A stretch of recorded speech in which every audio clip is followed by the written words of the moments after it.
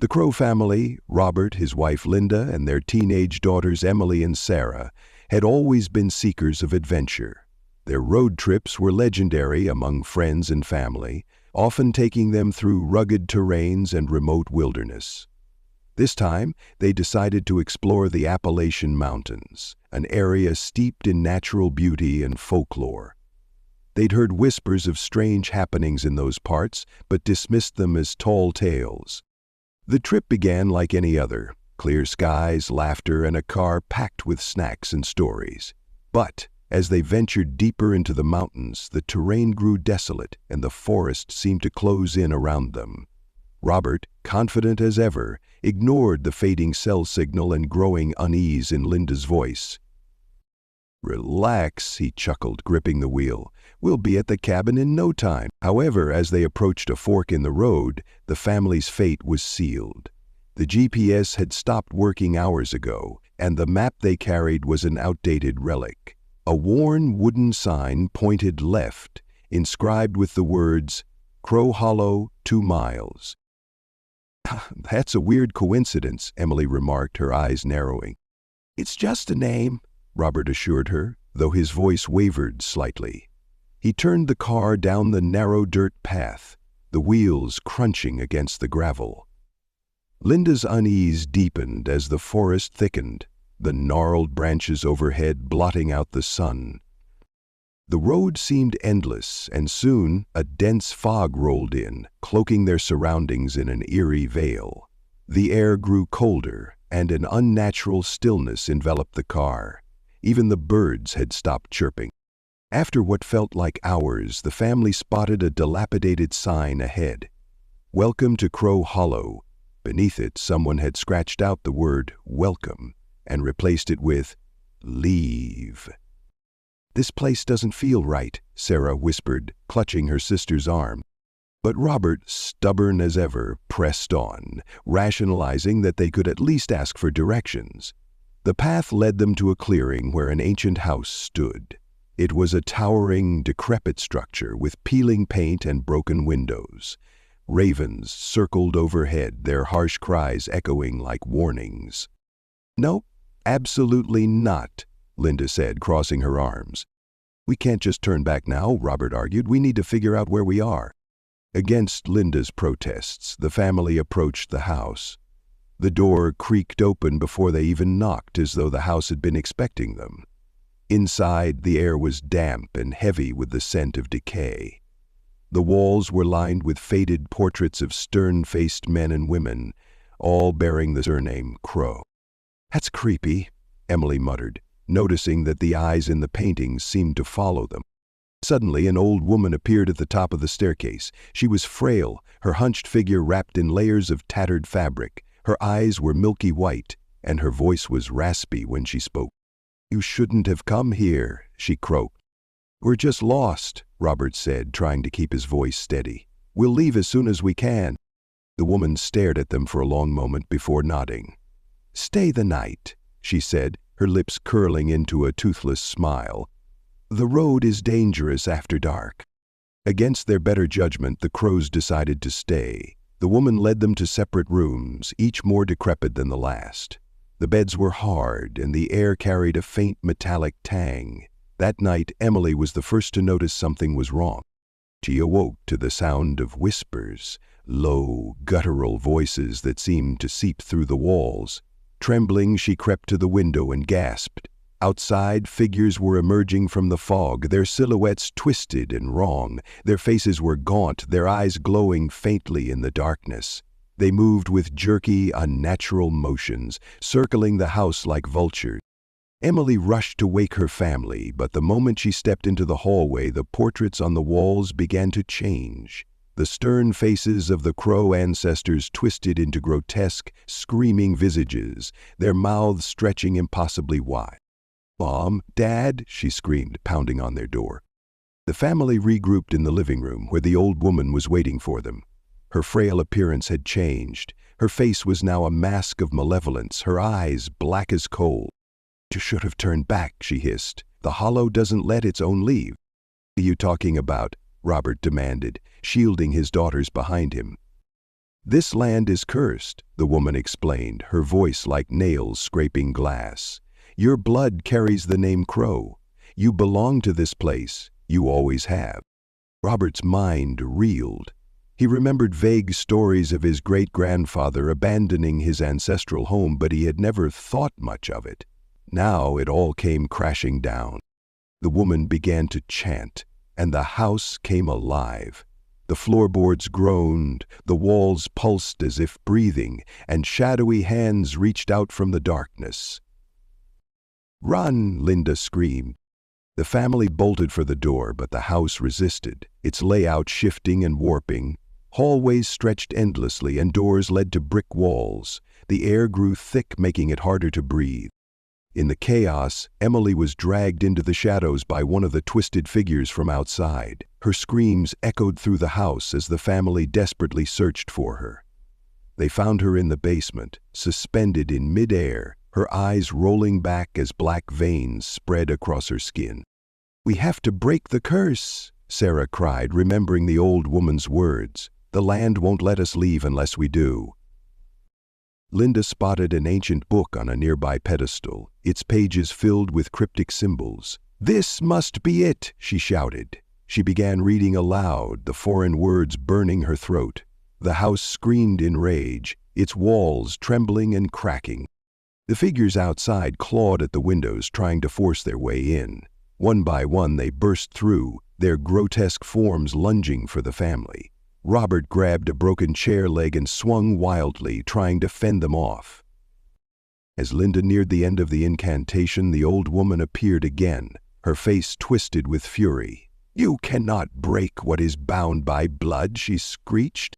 Emily, her voice barely a whisper, managed to speak. "It needs a sacrifice." Robert understood instantly. Without hesitation, he charged at the old woman, tackling her into the shadows. The figures swarmed them both, their inhuman shrieks deafening. "Go!" Robert shouted. "Finish it!" Linda screamed as she read the final words. The house shuddered violently, and a blinding light engulfed them. When it faded, the Crowe family found themselves outside, standing in the clearing where the house had once been. Only ashes remained. But Robert was gone. Months later, the remaining Crowes tried to move on with their lives, but they were forever changed. Emily still bore the scars of that night, both physical and emotional. Sarah refused to speak of what she'd seen. And Linda every night swore she heard Robert's voice calling to her from the shadows, begging for release. The curse of Crowe Hollow had not been broken. It had simply been passed on. The Crowe family attempted to rebuild their lives, but the events of that cursed night clung to them like a shadow. They moved back to their suburban home, hoping that distance would sever the grip of Crowe Hollow. But curses, as they would soon learn, do not fade with geography. Emily was the first to notice the lingering effects. At night, her dreams were invaded by the same grotesque figures that had surrounded the house. Their twisted, jerky movements, the glowing eyes, the whispers, they were all there. But it wasn't just dreams anymore. She began to wake up with bruises on her arms, as though unseen hands had clawed at her while she slept. One morning, Linda walked into Emily's room to wake her and froze. Scrawled on the walls in jagged black letters were the words, "You cannot escape." Emily sat upright in her bed, her face pale and drenched with sweat. "Mom," she whispered, trembling, "they're still here." Linda tried to reassure her daughter, brushing it off as sleepwalking, but deep down she felt it too, that cold, creeping dread that had followed them home. For Linda, the nights were the worst. In the silence of the house, she swore she could hear Robert's voice calling to her. It was faint, like a distant echo, but unmistakable. At first, she dismissed it as grief manifesting in strange ways, but then came the tapping. Every night, without fail, she would hear 3 sharp knocks at her bedroom window. Each time she mustered the courage to look, but no one was there. One night, when the tapping turned into scratching, she snapped. "Leave us alone," she screamed into the darkness, her voice shaking. But the shadows only seemed to deepen in response. and the house groaned as though it were alive. Sarah, the quieter of the two daughters, retreated into herself. She began drawing obsessively, filling sketchbooks with dark, disturbing images. One evening, Emily flipped through her sister's latest drawings and gasped. Each page depicted the same scene, the house in Crowe Hollow, surrounded by twisted figures. But what struck Emily most was a recurring figure in the drawings, a tall, shadowy man with burning red eyes. "That's Dad," Sarah said flatly when Emily confronted her. "He's still there. He wants us to come back." Emily recoiled, her heart pounding. "Sarah, stop. Dad's gone. He sacrificed himself for us." Sarah's eyes, hollow and distant, met Emily's. "No, he's waiting." As the weeks passed, the signs grew more disturbing. The air in the house became thick and oppressive, mirrors cracked without reason, and the family often woke to find doors and windows wide open despite locking them the night before. One day, Sarah disappeared. Linda and Emily searched the house frantically, calling her name. They found her in the basement, sitting in the dark with her sketchbook. She had drawn a map, crude but clear, a path leading back to Crowe Hollow. "She told me how to find him," Sarah whispered, her voice trembling. "Who told you?" Lyndon demanded, shaking her daughter by the shoulders. "The old woman," Sarah replied, her eyes welling with tears. "She says we have to come back. We have to bring Dad home."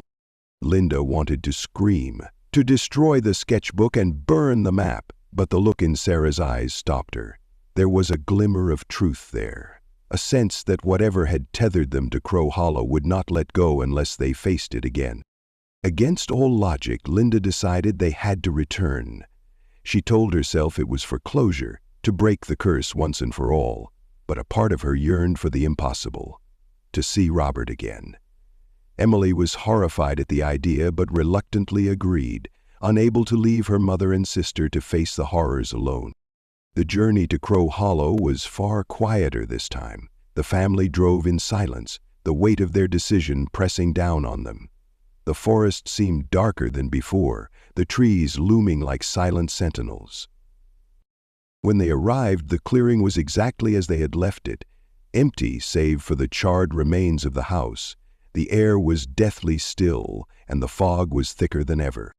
"When are we here?" Emily whispered, clutching her mother's arm.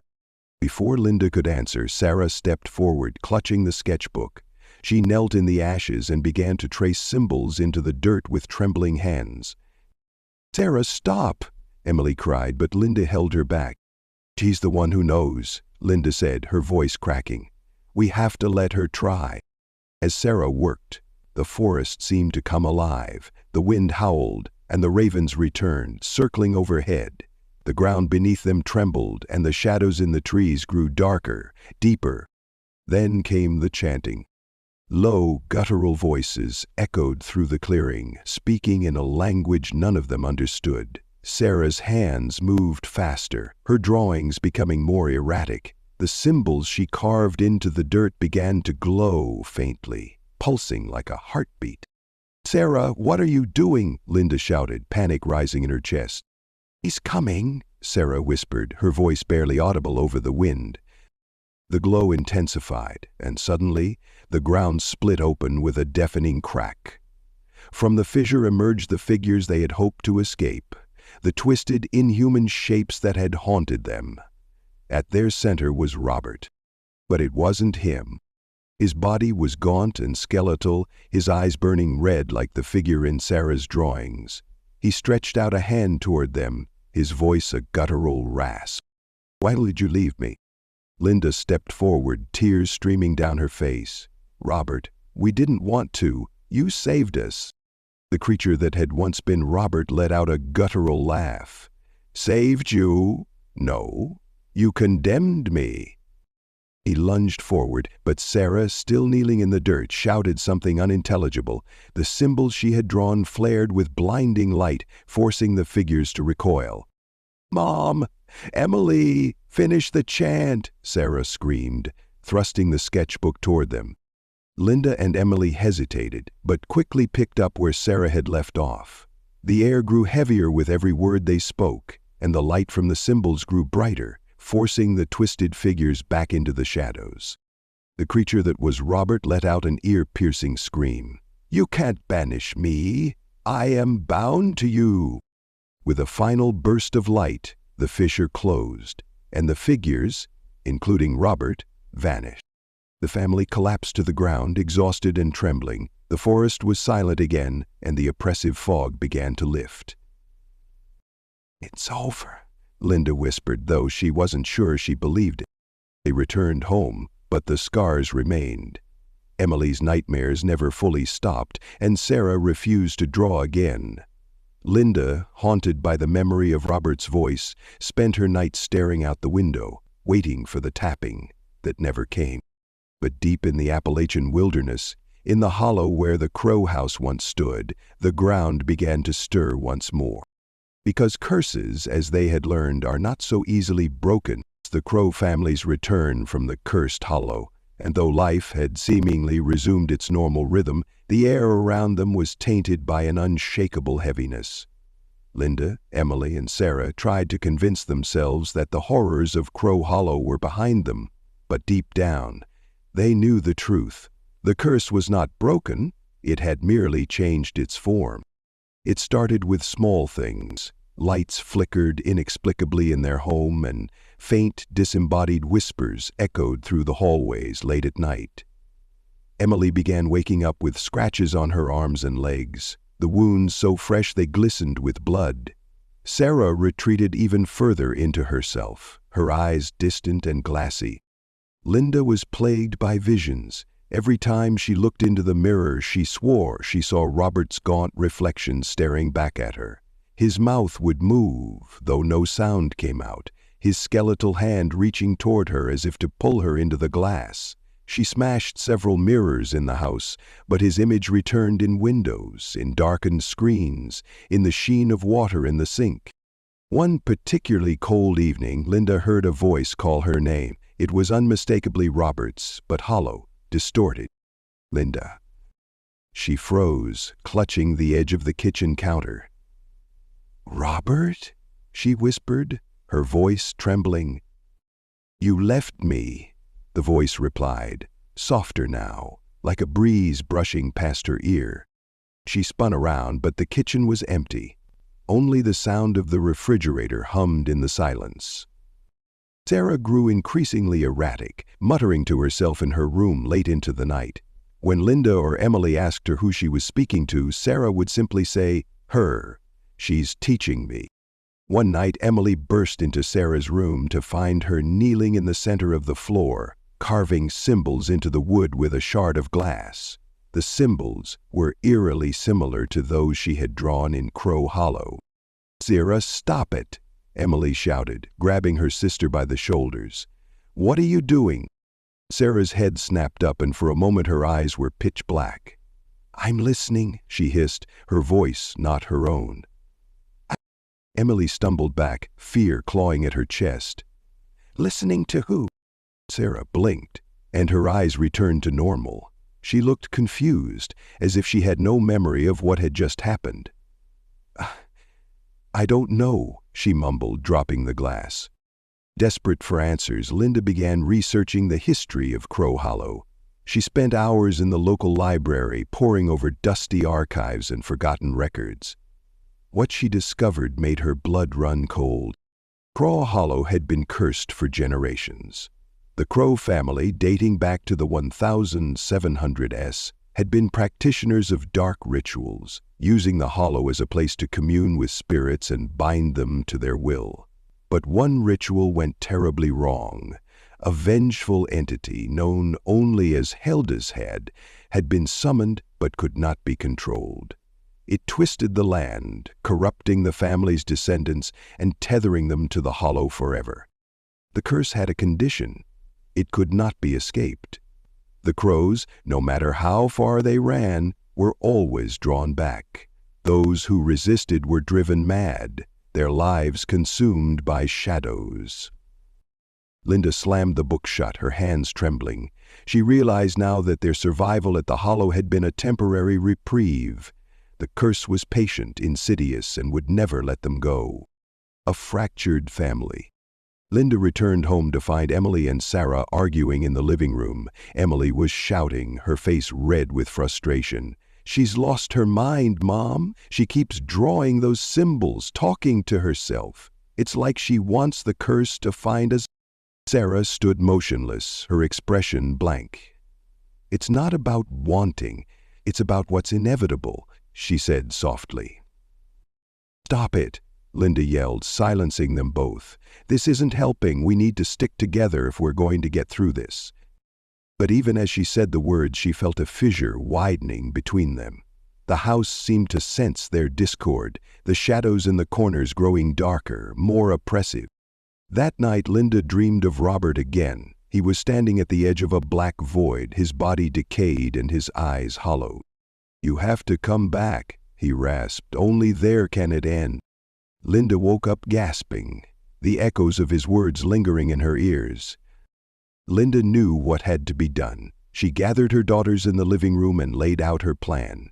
"We have to go back," she said firmly, "to Crowe Hollow." "No," Emily said immediately, crossing her arms. "I'm not going back there." "You think I want to?" Linda snapped. "But we don't have a choice. This thing, this curse, it's not going to stop until we face it." Surprisingly, Sarah nodded. "She's right. It's already calling to us. We can't run from it." Emily stared at them both, tears welling in her eyes. This is insane. But deep down, she knew her mother and sister were right.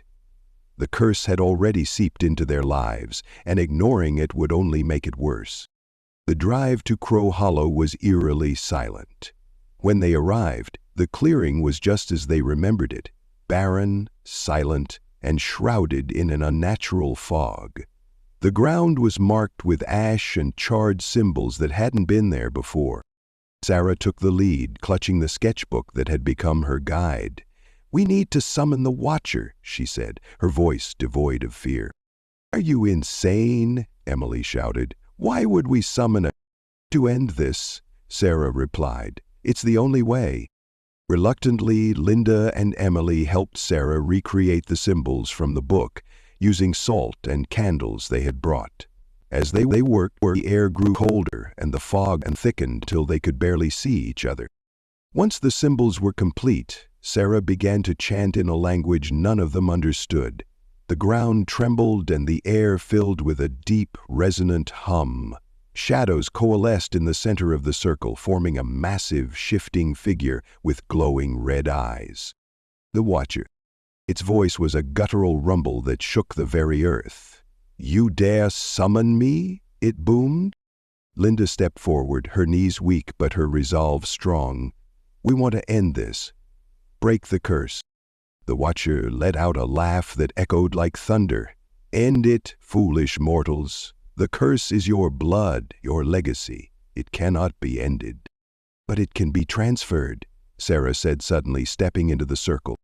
"Sarah, no!" Linda screamed. The Watcher regarded Sarah with interest. "A sacrifice," it said, its voice dripping with malice.